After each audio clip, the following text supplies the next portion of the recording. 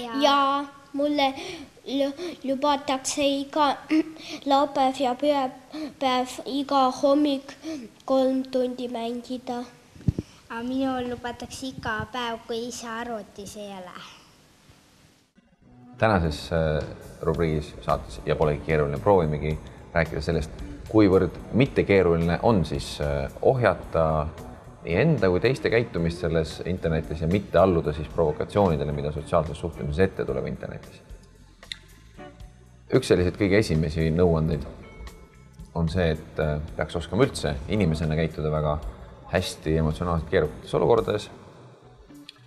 Kui teil on emotsionaalselt sellised kõrghetked, siis te võiksite teada igapäevases elus ja võiksite oma lastele õpetada, et need ei ole kõige paremad otsustamise hetked.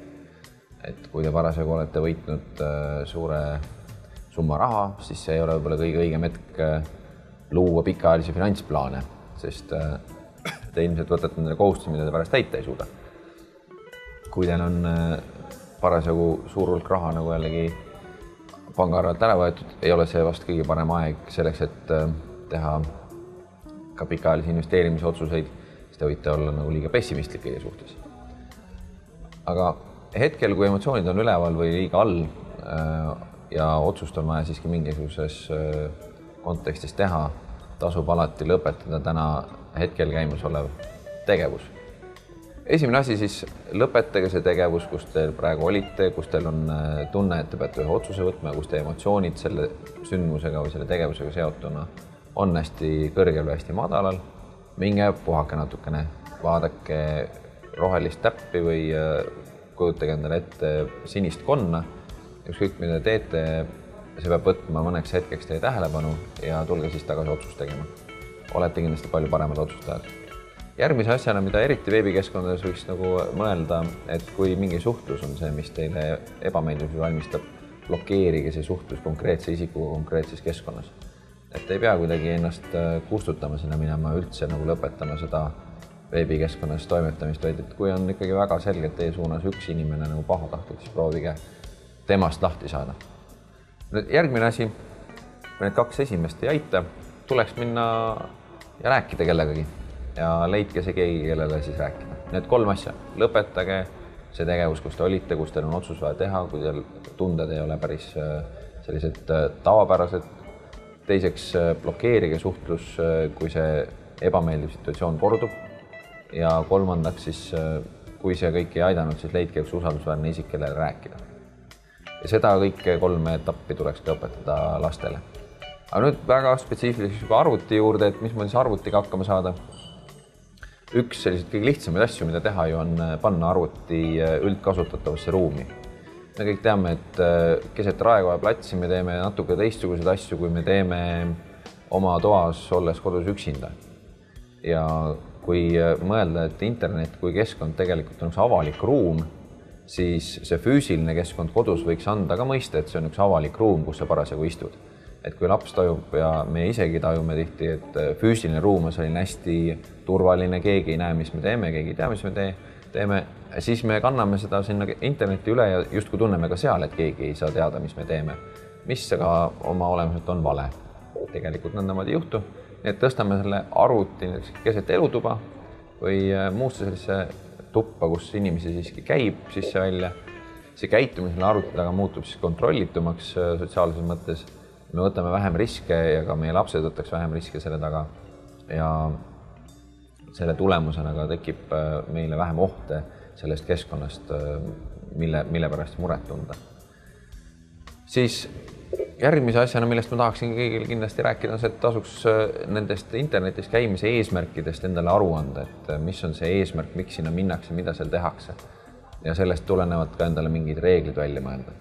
Et kui ikka keegi on hasartmängu sõltlane, siis kui ta läheb selleks hasartmängu mängimiseks internetti ja ta tunneb, et ta ei suuda seda ohjata, siis kindlasti on mõistlik seda hasartmängu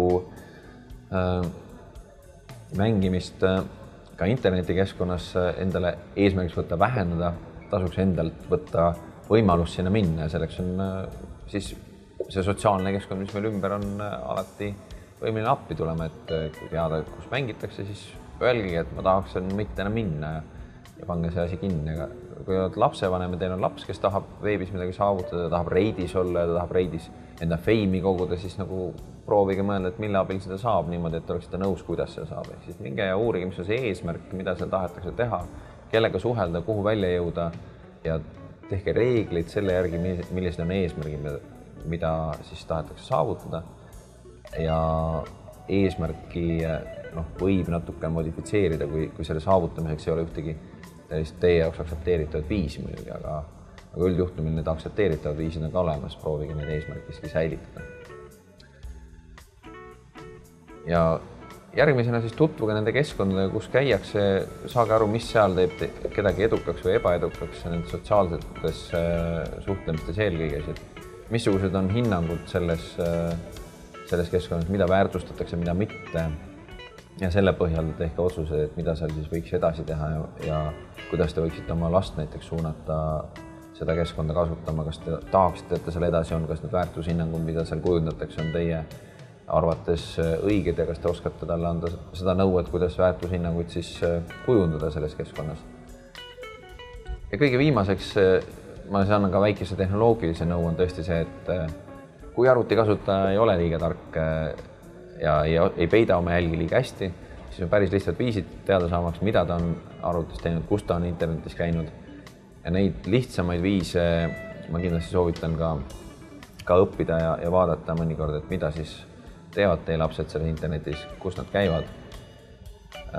Ja seda mitte sellepärast, et te peaksite igapäevast monitooringut ülal pidama ja kontrollima tõesti, kus nad käivad, vaid et andke oma lapsele mõista, et te olete selleks võimelised ja et kui vaja on, et siis te saate teada, mis seal tehakse. Et see paneb jällegi teatud mõtte tema pähe, et ta on avalikus ruumis, et need tegevused, mida ta teeb, on jälgitavad ja et ei teki sellist võltsi anonüümsustunnet.